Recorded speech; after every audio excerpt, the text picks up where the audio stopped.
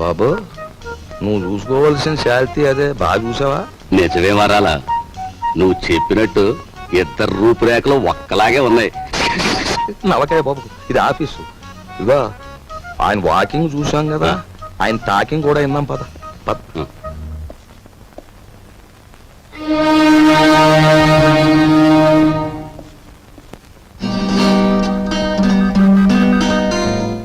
నీ తెలివితేటలు పరీక్షించడానికి సర్టిఫికేట్సే చూడనవసరం లేదు. నిన్ను 3 ప్రశ్నలు అడుగుతాను, జవాబు చెప్పు.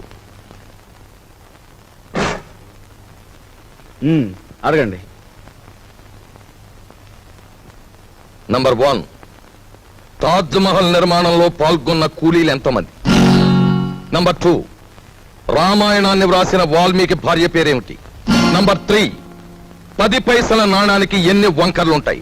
Come on tell me. చెప్పలేవా? ఇంత చిన్న ప్రశ్నలకే సమాధానం తెలియని వాడివి అసలు ఈ ఇంటర్వ్యూకి ఎందుకు వచ్చావు?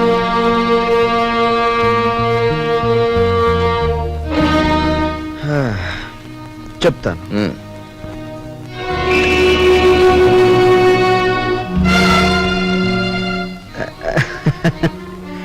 అనవసరంగా బెదిరిపోకండి సార్. ఇది నా 61వ ఇంటర్వ్యూ. అంటే నా సహనానికి షష్ఠి పూర్తి జరిగిపోయింది. అసలు నేను ఉద్యోగానికి పనికిరాను, లేదా నన్ను ఇంటర్వ్యూ చేయడానికి ఆఫీసర్గా మీరు పనికిరారో ఇప్పుడు తేల్చుకుంటాను. సార్, వాల్మీకి భార్య పేరు మీరు వినలేదు, నేను వినలేదు.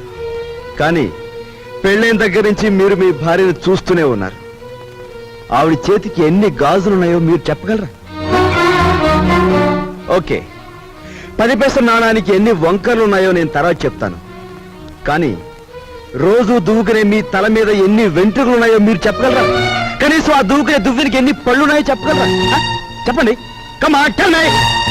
నాకు తెలియదు.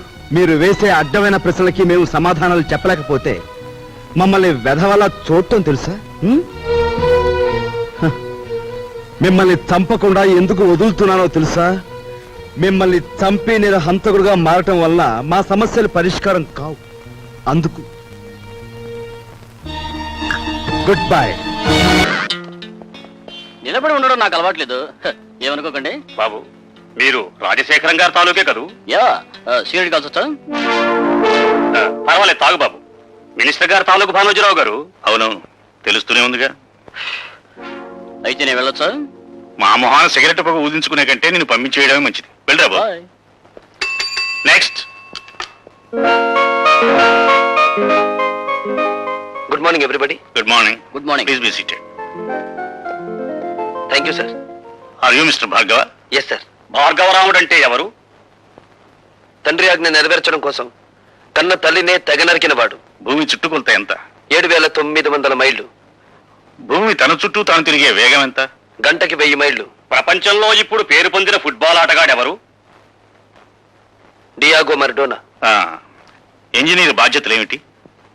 స్వార్థపరుడైతే దేశానికి వెన్నెముక లాంటి ప్రాజెక్టులను కూల్చివేయడం, నిస్వార్థపరుడైతే వాటిని నిలబెట్టడం కోసం తనుకూలిపోవడం. మొదటి ప్రపంచ యుద్ధం ఎందుకు వచ్చింది? ఒక డాక్టర్ నిర్లక్ష్యం వల్ల. 1887వ సంవత్సరంలో ప్రిన్స్ ఫెడ్రిక్ కంఠానికి ఎడమ వైపున క్యాన్సర్ వ్యాధి సోకింది. డాక్టర్లు దాన్ని ఆపరేట్ చేయకుండా నిర్లక్ష్యం చేయడం వల్ల అతను సింహాసనం అధిష్ఠించిన 99 రోజులకే చనిపోయాడు. ఆ తర్వాత రాజకాంక్ష ఉన్న అతని కొడుకు కైజర్ రాజు కావడం వల్ల, అతను యుద్ధకాంక్ష గలవాడు, జ్ఞానశూన్యుడు కావడం వల్ల మొదటి ప్రపంచ యుద్ధం మొదలైంది. మీ నాన్నగారి వృత్తి? ఈ ఇంటర్వ్యూలో నేను సమాధానం చెప్పలేని ప్రశ్న అదొకటే సార్. ఆఖరిగా ఒక ప్రశ్న. ఈ క్షణంలో మా మనసులో ఏముందో చెప్పగలవా? నాకు ఈ ఉద్యోగం ఇవ్వకూడదని. అలా ఎందుకు అనిపించింది? ఎందుకంటే పెట్టేవాడికి తినేవాడు లోకు కనుక, అడిగేవాడికి చెప్పేవాడు లోకు కనుక.